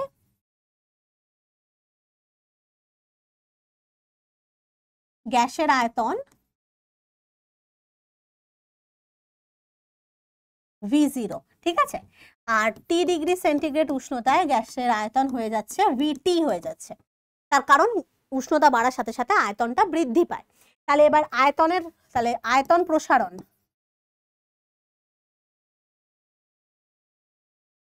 প্রসারণ, কি হচ্ছে VT মাইনাস V0, যেটা হচ্ছে কার কার সাথে প্রপোর্শনাল, এই আয়তনের প্রসারণ কিছু কিছু বিষয়ের উপর ডিপেন্ড করে। কি কি? এক হচ্ছে প্রাথমিক আয়তনের সাথে সমানুপাতিক হয়, আরেক হচ্ছে উষ্ণতার পার্থক্যের সাথে সমানুপাতিক হয়। উষ্ণতার পার্থক্য কত এক্ষেত্রে? টি থেকে -0, টি -0 মানে আলটিমেটলি কিন্তু টি হয়। তাহলে এখান থেকে আমরা লিখতে পারি VT minus V0 is proportional to V0 into T, তাই তো? এখান থেকে প্রপোর্শনাল চিহ্ন থেকে একটা সমানুপাতিক চিহ্নটাকে উঠাতে গেলে আমাকে আনতে হয় একটা ধ্রুবক, যেটাকে আমরা গামা পি লিখি। এখান থেকে গামা পির ফর্মুলাটা আসে VT minus V0 by V0 into T, ঠিক আছে? এই গামা পির ফর্মুলাটা কিন্তু এখানেই সেটা লিখেছি আমি। এবারে এখান থেকে আমরা লিখতে পারি যে VT ইজ ইকুয়াল, যদি ক্রস মাল্টিপ্লাই করি, ইজ ইকুয়ালস টু আমার আসে V0 1 plus gamma P into T, ঠিক আছে? এটা কিন্তু একটু ক্রস মাল্টিপ্লাই করলে এই ফর্মুলাটা আসে, এটাকে আমরা 1 নম্বর সমীকরণ দিই। এবার আমরা চার্লসের সূত্র থেকে পেয়েছি, চার্লসের সূত্র থেকে আমরা কি জানি, একটা সূত্র পড়েছিলাম যে VT is equals to V0 1 plus T by 273, তাই তো? এই ফর্মুলাটা তোমরা পেরেছো। এবারে এটাকে 2 নম্বর সমীকরণ দাও। এবার 1 আর 2 নম্বর সমীকরণ তুলনা করো।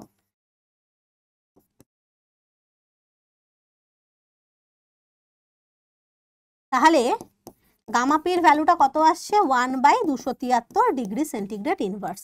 বাস এইটুকু যদি তোমরা প্রুফ করে দিয়ে আসতে পারো তাহলে তোমরা 2 এ 2 একদম কমপ্লিট পাবে, ঠিক আছে? নেক্সট কোশ্চেনে যাই। নেক্সট কোশ্চেনে বলেছে আপেক্ষিক প্রতিসরাঙ্ক এবং পরম প্রতিসরাঙ্কের মধ্যে সম্পর্ক কি, এটা তোমরা জানো। একটু ডায়াগ্রাম ড্র করে দিতে পারো যে এটাকে এ মাধ্যম ধরো, এটাকে বি মাধ্যম ধরো।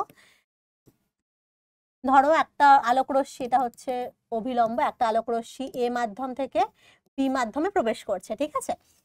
এই এ মাধ্যমের পরম প্রতিসরাঙ্ক মিউ এ, বি মাধ্যমের পরম প্রতিসরাঙ্ক মিউ বি, এগুলো কিন্তু লিখে দিতে হবে যে একটি মাধ্যম এ এবং অপর মাধ্যম বি যার পরম প্রতিসরাঙ্ক মিউ এ এবং মিউ বি, তাহলে আপেক্ষিক প্রতিসরাঙ্ক A mu B is equals to mu B by mu A.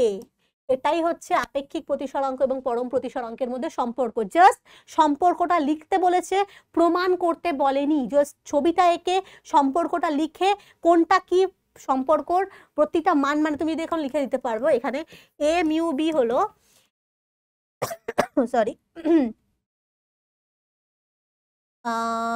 A mu B কি, মিউ এ কি, মিউ বি কি, এগুলো প্রত্যেকটা টার্মিনোলজি তোমাকে লিখে দিতে হবে। যে মিউ এ মানে হচ্ছে এ মাধ্যমের পরম প্রতিসরাঙ্ক,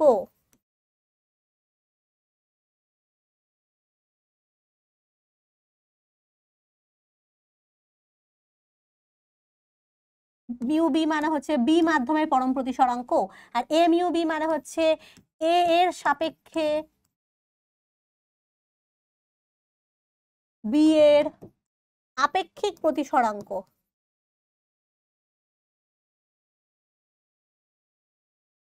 আর লিখছি না, ঠিক আছে? তাহলে এরকম ভাবে পুরোটা কিন্তু তোমাকে লিখে আসতে হবে। তাহলেই দেখো ফুল মার্কস তোলাটা কিন্তু একটু চাপের, জাস্ট এরকম ভুজভুজ করে লিখে দিলে কিন্তু হবে না, প্রত্যেকটা টার্মিনোলজিকে তোমাকে ডিফাইন করতে হবে। এরপরে বলেছে আপেক্ষিক প্রতিসরাঙ্ক কোন কোন বিষয়ের উপর নির্ভর করে। তো তোমরা জানো উষ্ণতা, মাধ্যমের প্রকৃতি এবং আপতিত রশ্মির কালারের ওপরে, বর্ণের ওপর কিন্তু নির্ভর করে, এবং প্রত্যেকটা ডিটেলসে তোমাকে আলোচনা করতে হবে যে উষ্ণতা বাড়ালে প্রতিসরাঙ্ক কমে যায়, তার কারণ কি, ঘনত্ব কমে যাচ্ছে ফলে প্রতিসরাঙ্কটাও কমে যাচ্ছে, মাধ্যমের প্রকৃতির উপর ডিপেন্ড করে, আপতিত আলোক রশ্মির বর্ণের বর্ণের উপর ডিপেন্ড করে, কারণ বিভিন্ন বর্ণের প্রতিসরাঙ্ক বিভিন্ন বিভিন্ন, কারণ প্রত্যেকটা বর্ণের বেগ আলাদা আলাদা। তো তার জন্য এগুলো কিন্তু একটু ডিফাইন করতে হবে, আমি ডিফাইন অলরেডি করে দিয়েছি। এই কোশ্চেনটা একটা চুমু কোশ্চেন। এই কোশ্চেনটা যে দিয়েছে, এই কোশ্চেনটা হচ্ছে আউট অফ সিলেবাসের কোশ্চেন। এই কোশ্চেনটা মানে আমি ব্যাচে, তোমাদের যশাসবি ব্যাচে করিয়েছিলাম, ঠিক আছে, কিন্তু করালেও কোশ্চেনটা একটু ট্রিক্সি, মানে একটু ঘুরিয়ে দিয়েছে। মানে আমি যে ডিটো এই কোশ্চেনটাই করিয়েছি সেটা না, আমি জাস্ট প্রমাণটা করিয়ে দিয়েছি ন্যূনতম চ্যুতিকোণের, বাট একটু তোমাকে ট্রিকি কোশ্চেন দিয়েছে। এই কোশ্চেনটা যদিও সিলেবাস বাইরে কোশ্চেন, তো চলো একটু করে ফেলি কোশ্চেনের অ্যান্সারটা। কি বলেছে দেখো, এই কোশ্চেনটা হয়তো কেউই অ্যাটেন্ড করোনি, আগের কোশ্চেনটাই তোমরা অ্যাটেন্ড করেছো, মানে 4.4-এর এই কোশ্চেনটাই সকলে অ্যাটেন্ড করেছো। দেখো একটা না একটা কোশ্চেন তোমাকে মাধ্যমিকে কিন্তু ঘুরিয়ে দেবেই। আগের বছর 2023 সালে ওই 40 ডিগ্রির একটা প্রিজমের অঙ্ক দিয়েছিল, ওটা একটু ঘুরানো ছিল। ঠিক সেরকমই এই বছরও এই কোশ্চেনটাকে একটু, যেহেতু অথবার কোশ্চেন, এমন নয় যে তুমি এটা না পারোনি মানে হচ্ছে 3 নম্বর চলে গেছে, একদমই না। এটা পারোনি তো কি আছে, অথবা কোশ্চেনটা পেরেছো, কিন্তু এই কোশ্চেনগুলোকে সলভ করা খুব জরুরি। পরের বছর যে এই কোশ্চেনটার সাথে অথবা নাও দিতে পারে, তো কোনো ব্যাপার, সবকিছু কিন্তু শিখে রাখাটা খুব জরুরি।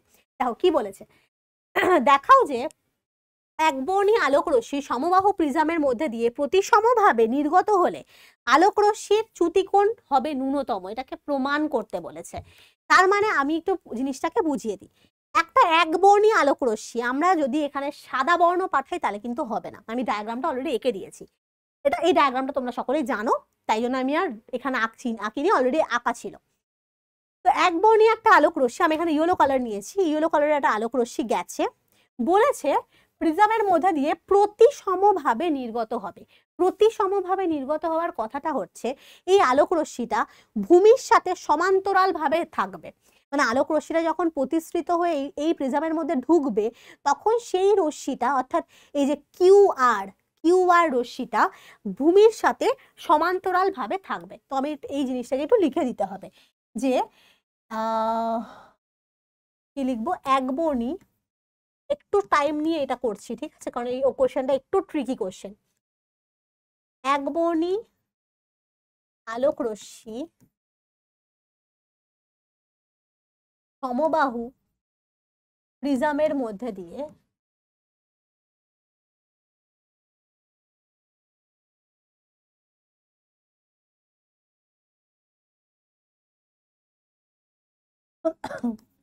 প্রতিসমভাবে নির্গত হওয়ার অর্থ হলো আলোক রশ্মিটি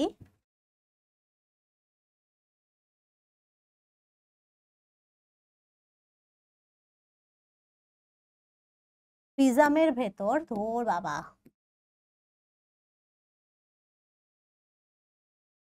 প্রিজমের মধ্যে ভূমির সমান্তরাল ভাবে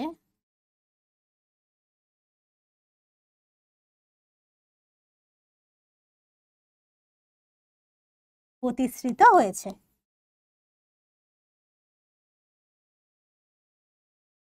ঠিক আছে, এই লাইনটা কিন্তু লিখে দিতে হবে। দেখো ছবিটা আমি অলরেডি এঁকেছি, যে অর্থাৎ আমি কি বলতে পারি, কিউআর ইজ সমান্তরাল টু বিসি, তাই তো। এই যে কিউআর রশ্মিটা যেটা প্রিজমের মধ্যে দিয়ে যাচ্ছে, সেটা কিন্তু বিসির সাথে সমান্তরাল হয়ে রয়েছে।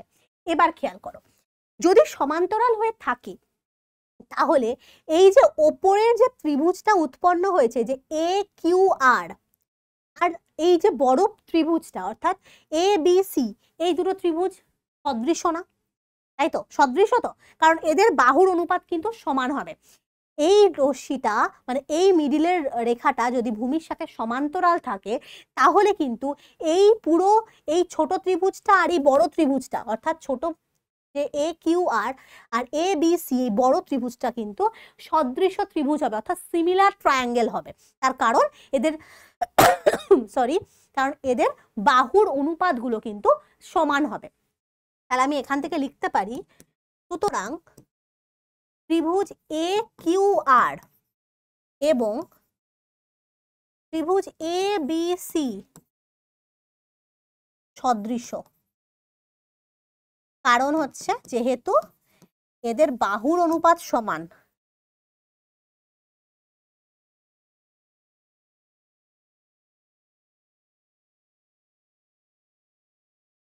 ঠিক আছে? তাহলে এই যে এই দুটো, এই ছোট্ট ত্রিভুজটা আর এই বড় ত্রিভুজটা, এই দুটো কি হয়ে গেছে? সদৃশ্য ত্রিভুজ হয়ে গেছে। এবার সদৃশ্য ত্রিভুজের একটা কন্ডিশন আছে। সদৃশ্য ত্রিভুজের প্রতিটা কোণের ভ্যালু দুটো ত্রিভুজের ক্ষেত্রে সমান হয়, তাই তো? অর্থাৎ এই ছোট ত্রিভুজটার এই অ্যাঙ্গেলটা, দাঁড়াও কোন কালার দিয়ে দেখাই, এই কালার, এই অ্যাঙ্গেলটা তো বড় ত্রিভুজটার সাথে সেমই আছে, কারণ সেম অ্যাঙ্গেল, কমন অ্যাঙ্গেল হয়ে যাচ্ছে। অর্থাৎ এই অ্যাঙ্গেলটা হচ্ছে কমন অ্যাঙ্গেল বা সাধারণ কোণ, তো দ্যাটস ওয়াই এই অ্যাঙ্গেলের ভ্যালুটা 60 ডিগ্রি, কারণ সমবাহু ত্রিভুজ ইজিলি হয়ে যাচ্ছে। এবং এই যে দুটো অ্যাঙ্গেল, এর সাথে এর মানটা ইকুয়াল হবে, এর সাথে এর মানটা ইকুয়াল হবে, কারণ অনুরূপ কোণগুলোর মান কিন্তু ইকুয়াল হয় সদৃশ্য ত্রিভুজে। আমরা থিওরেমে নিশ্চয়ই পড়েছো যে সদৃশ্য ত্রিভুজের ক্ষেত্রে অনুরূপ কোণগুলোর মান কিন্তু ইকুয়াল হবে, অর্থাৎ কোণগুলোর মান যদি ইকুয়াল হয় তাহলেই দুটো ত্রিভুজ সদৃশ্য হয়, তাই না? এবং তাদের বাহুর অনুপাতটাও সমান হয়। তো তার মানে দেখো, এই অ্যাঙ্গেলটার সাথে এই অ্যাঙ্গেলটা ইকুয়াল হবে, মানে এটাও 60 ডিগ্রি হবে, আবার এটাও যদি 60 ডিগ্রি হয় এটাও 60 ডিগ্রি হবে। কি বললাম বুঝতে পেরেছো?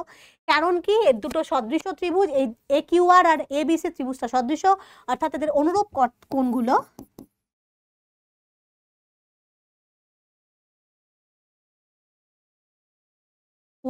কোণগুলো মান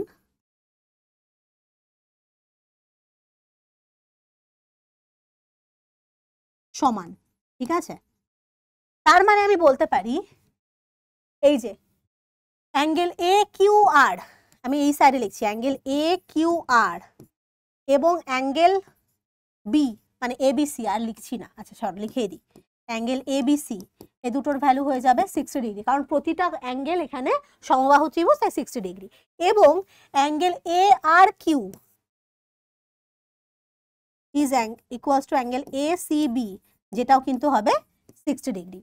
আশা করি বুঝতে পেরেছো, প্রত্যেকটার ভ্যালু কিন্তু 60 ডিগ্রি হয়ে যাবে। তার মানে আমরা এখান থেকে একটা জিনিস প্রমাণ করতে পারি, দেখো এবারে খেয়াল করবে, হ্যাঁ, আমি যদি এই ছোট্ট R1 কোণটার কথা ভাবি, এই R1 কোণটাকে, এই R1 দেখো এই পুরোটা হচ্ছে 90 ডিগ্রি, কারণ N1M হচ্ছে অভিলম্ব কার ওপরে?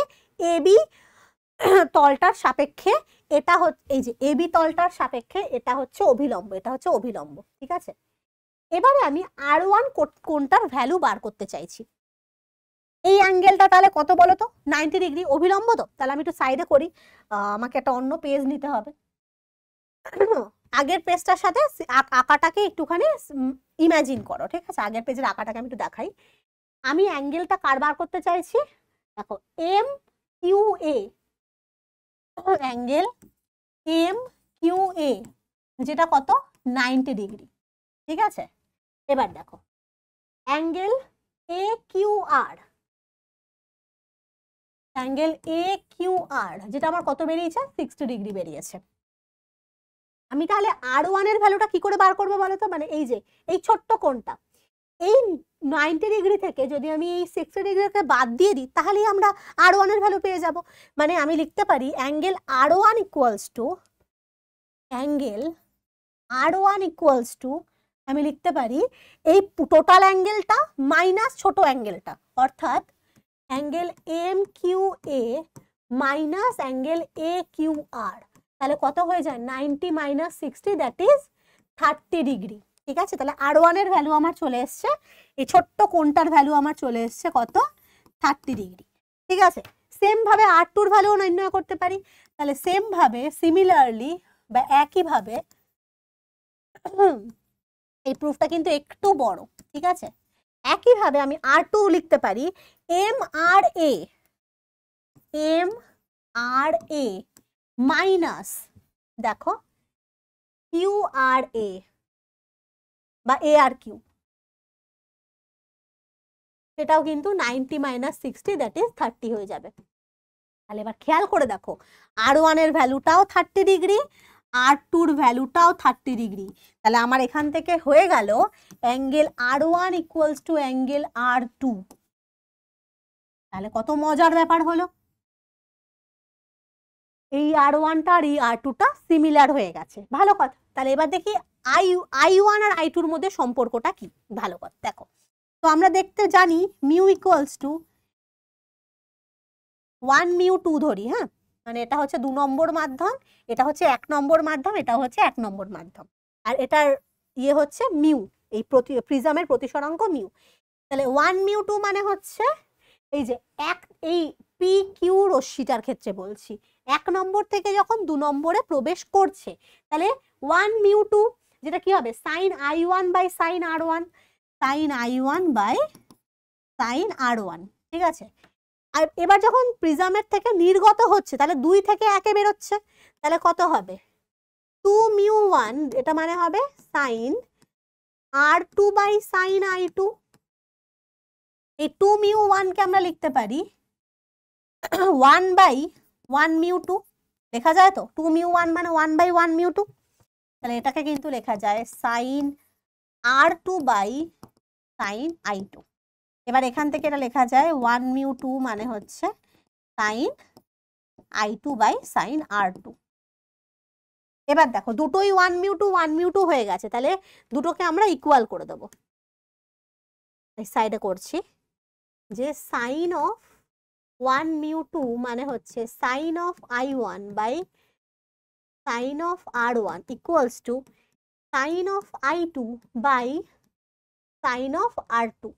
যেহেতু R1 আর R2 সেম, তাহলে দুটোর এটা কেটে যাবে, তাহলে এখান থেকে চলে আসবে sine of I1 equals to sine of I2, তাহলে এখান থেকে আমার আসবে অ্যাঙ্গেল I1 আর অ্যাঙ্গেল I2 সমান।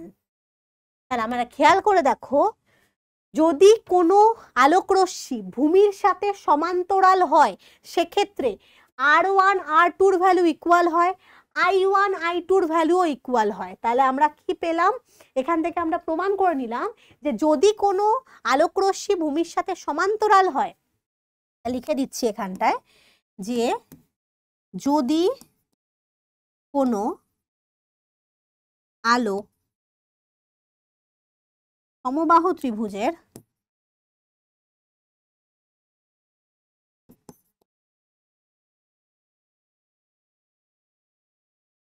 ভূমির সাথে ভূমির সমান্তরাল হয় তবে কন্ডিশন কি হয়, I1 ইকুয়ালস টু I2 হয় and R1 equals two R2 হয়। তাহলে বুঝতে পারছো এই দুটো কন্ডিশন কিন্তু আমরা পেয়ে গেলাম। এবারে আমাকে আরেকটা জিনিস জানতে, যেটা প্রুভ করতে দিয়েছে যে ডেল্টাটা কখন মিনিমাম হবে, ন্যূনতম চ্যুতিকোণ কত হবে। তাহলে ডেল্টা, আমরা ডেল্টার ফর্মুলা কি পড়েছি, delta is equals two I1 plus I2 minus A, তাই তো। এবার ন্যূনতম চ্যুতিকোণের শর্ত, ওর বাবা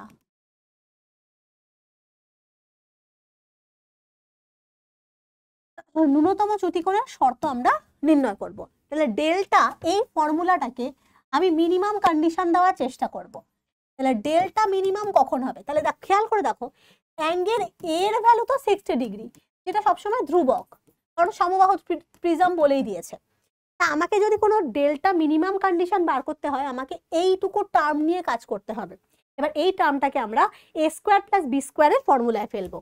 কিরকম ফর্মুলা, আমি যদি এই সাইডে করে দেখাই, I1 প্লাস I2, এটাকে আমি এরকম ভাবে লিখতে পারি রুট অফ I1 তার whole square plus root of I2 তার হোল স্কোয়ার, এটা লেখা যায়। তাহলে a স্কোয়ার প্লাস b স্কোয়ারের ফর্মুলা কি, a মাইনাস b তার হোল স্কোয়ার প্লাস 2ab। তাহলে দেখো, এই দেখো a square plus b square, যাকে আমি এইভাবে রিপ্রেজেন্ট করতে পারলাম। তাহলে আমি এখানে এই যে এই I1 প্লাস I2টাকে ওই রকম ফর্মুলাতে রিপ্রেজেন্ট করব। তাহলে আমরা এখানে লিখে দিচ্ছি যে ডেল্টা মিনিমামটা লিখবো না, তাহলে root of I1 minus root of I2 তার whole square plus 2 root of I1 I2 minus a। আমরা এই ফর্মুলাটাকে এইরকম ভাবে রিপ্রেজেন্ট করলাম। কেন রিপ্রেজেন্ট করলাম একটু বাদেই দেখতে পাবে। এবার দেখো এই ফর্মুলাটার ভ্যালুটা কোন সময়ে সর্বনিম্ন হবে। অ্যাঙ্গেল এটা তো কনস্ট্যান্ট, এটাকে নিয়ে হাত নাড়াচাড়া করা যাবে না। আমি এই পুরো ফর্মুলাটাকে মিনিমাম কখন ঘোষণা করতে পারবো, যখন এই মিডিলের টার্মটা 0 হয়ে যাবে, তাই না? তাহলে ডেল্টার ভ্যালু, ডেল্টা মিনিমাম কখন হবে, যখন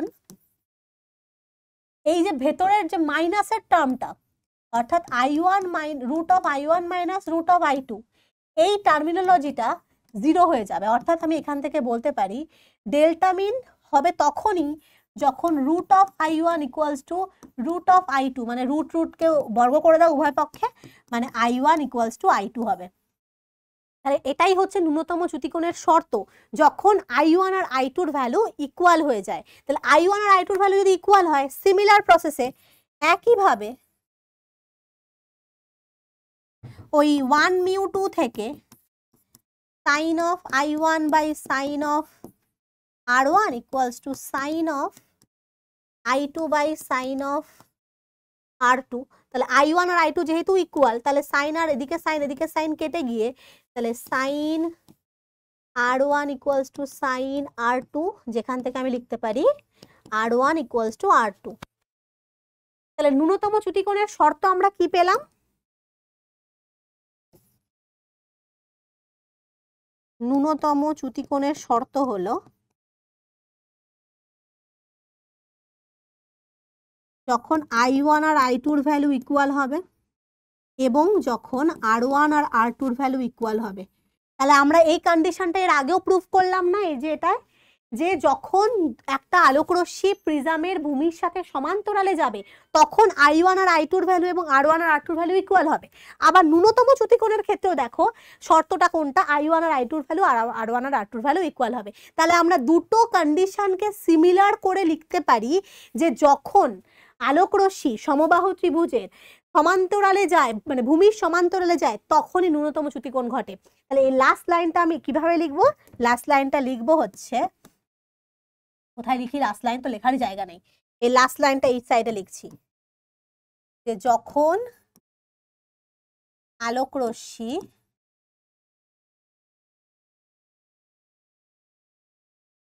সমবাহু প্রিজমের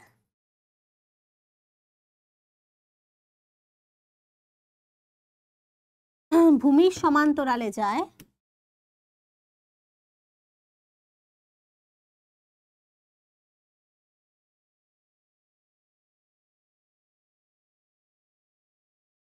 তখনই চ্যুতিকোণ ন্যূনতম হয়।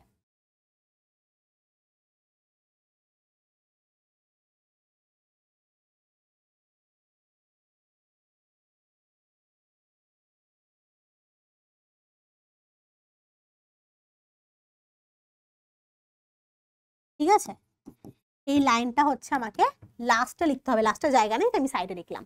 তাহলে আবার বলছি, যে যদি কোনো একবর্ণী আলোকরশ্মি সমবাহু ত্রিভুজের প্রতিসমভাবে যায়, তাহলে সেক্ষেত্রে কন্ডিশনটা হয় হচ্ছে I1 আর এই যে I1 এর ভ্যালুটা আর I2 এর ভ্যালুটা সবসময় ইকুয়াল হয়, আর I1 আর I2 ইকুয়াল হলে R1 আর R2 ইকুয়াল হবে।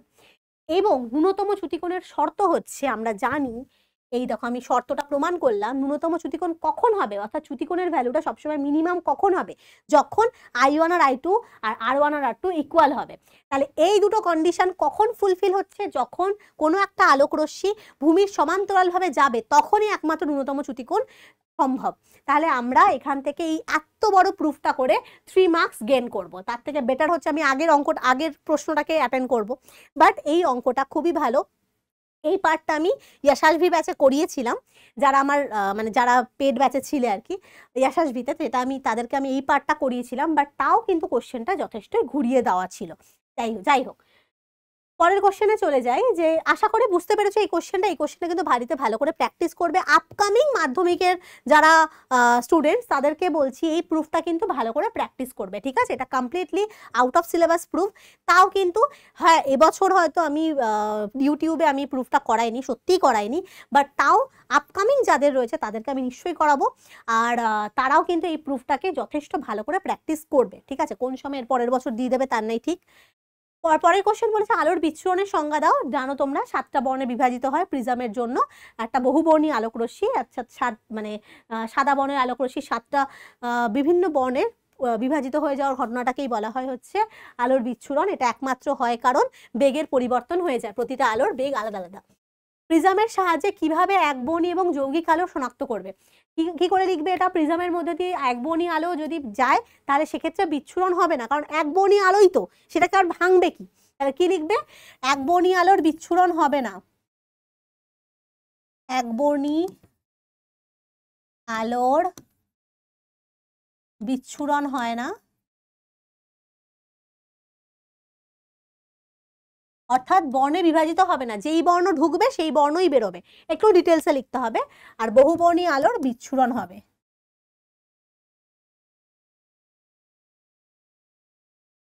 অর্থাৎ কোনো বহুবর্ণী আলো যে কটা বর্ণ দিয়ে গঠিত সে কটা বর্ণ আলাদা আলাদা সেপারেট হয়ে যাবে। ঠিক আছে, এটা দেখলেই এই প্রিজমের এই ইয়েটা দেখলেই বোঝা যাবে যে কোনটা একবর্ণী আলো কোনটা বহুবর্ণী আলো।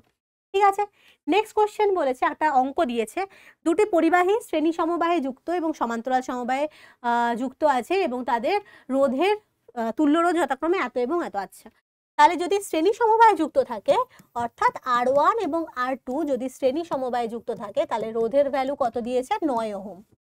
যদি এটা সমান্তরাল সমবায়ে যুক্ত থাকে তাহলে এদের ভ্যালু হয় কত? এই রকম অঙ্ক আমি বোধহয় মানে বহুবার থেকেও বহুবার করিয়েছি। ঠিক আছে, তাহলে এদের ভ্যালু হয় হচ্ছে 2 ওহম। এই অঙ্কগুলো আমি বহুবার বলেছি, ভীষণ ইম্পর্টেন্ট, প্রচুর করিয়েছি। তো এখান থেকে সিম্পল করো ক্যালকুলেশন R1 R2, এটা হচ্ছে পুরোই ক্যালকুলেশনের অঙ্ক। এবার R1 R2 ভ্যালু হচ্ছে 9 বলেই দিয়েছে, তাহলে এখান থেকে আমরা পেয়ে যাব R1 into R2 is equals two 18। ঠিক আছে, তো আমরা এখান থেকে লিখতে পারি যে R1 equals two 9 minus R2। এখান থেকে লেখা যায়, জাস্ট এটাকে এদিকে সরিয়ে দিচ্ছি, তাহলে এখানে বসিয়ে দাও। R1 মানে হচ্ছে 9 minus R2 into R2 that is equals two 18। এই সাইডে করছি 9 R2 minus R2 square equals to 18। তাহলে এখান থেকে আসবে R2 square minus 9 R2, sorry তো স্টেপ জাম্প না করে একদম পরপর করি বাবা। 9 R2 minus R2 square minus 18 equals to 0। এখান থেকে মাইনাস কমন নিয়ে নেব, তাহলে R2 square minus 9 R2 plus 18 equals to 0। আচ্ছা, 3 6 18 আর 6 দ্বিঘাত সমীকরণ, এটাকে তোমার মিডিল টার্ম করবে, তাহলে এটা হয়ে যাবে 6 প্লাস 3, 3 6 18 আর 6 প্লাস 3 করলে 9 হয়, প্লাস 18 ইকুয়ালস টু 0। এখান থেকে R2 square equals to 6 R2 minus 3 R2 plus 18 equals to 0। তাহলে R2 ভ্যালু আসে 3 ওহম অথবা 6 ওহম। ঠিক আছে, তাহলে R1 R2 কত পেরিয়ে গেল? R1 হচ্ছে 3 ওহম হতে পারে অথবা 6 ওহম হতে পারে, আর R2 ভ্যালু, আচ্ছা এত কিছু লেখার দরকার নেই, আর R2 ভ্যালু এসে গেল 6 ওহম। ঠিক আছে, এই হচ্ছে তোমার অঙ্ক। নেক্সট কি বলেছে, এটারই অথবার অঙ্ক। এই কোশ্চেনটা আমি কিন্তু খুবই ভালো একটা কোশ্চেন, মানে এরকম কোশ্চেন কিন্তু খুব একটা মাধ্যমিকের ইয়েতে দেখাই যায় না। তো আমি বললামই যে তোমাদের কিছু কিছু অঙ্ক ঘুরিয়ে দিয়েছে, তো কিছু করার নেই, তোমরা আগের অঙ্কটা যারা করেছো, আগের অঙ্কটা কমন অঙ্ক ছিল, অথবার অঙ্কটা ঘুরিয়ে দিয়েছে, সিম্পল ব্যাপার। এই কোশ্চেনটাকে দেখে মনে হচ্ছে এই ওহমগুলো বোধহয় শ্রেণী সমবায় আছে, একদমই ভুল কথা, ভালো করে খেয়াল করে দেখবে। এই যে 1 ওহমের এই টার্মটা কার সাথে যুক্ত আছে বলো তো? 3 ওহমের এই টার্মটার সাথে। আবার দেখো এই এই এই যে 3 ওহমটার এই টার্মটা যুক্ত আছে এই মিডিলটার সাথে। তা আমি যদি এই আঁকাটাকে সিম্পলিফাই করি, এই 3টে ওহম যুক্ত আছে এরকম ভাবে, অর্থাৎ সমান্তরাল সমবায়। এটা হচ্ছে এ বিন্দু, এটা হচ্ছে বি বিন্দু। এই কোশ্চেনটা ভীষণ একটা ভালো কোশ্চেন। ঠিক আছে, এই হচ্ছে 3টে ওহমের সিম্পলিফাই ডায়াগ্রামটা। এখান থেকে তো এবার সিম্পলি 1/RP বার করো, এটা আমি করছি না, এই ফর্মুলায় বসাবে 1/1 প্লাস 1/3 প্লাস 1/3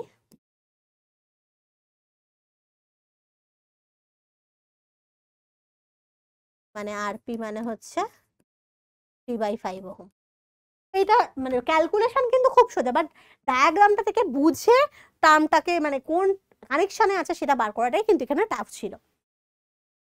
নেক্সট কোশ্চেন বলেছে ডায়নামো আর বৈদ্যুতিক মোটরের পার্থক্য কি? ভীষণ কমন কোশ্চেন, তোমরা অলরেডি পেরেছো যে ডায়নামো কাজ করে হচ্ছে ফ্লেমিং এর রাইট হ্যান্ড রুলের সাহায্যে, বৈদ্যুতিক মোটর কাজ করে ফ্লেমিং এর লেফট হ্যান্ড রুলের সাহায্যে।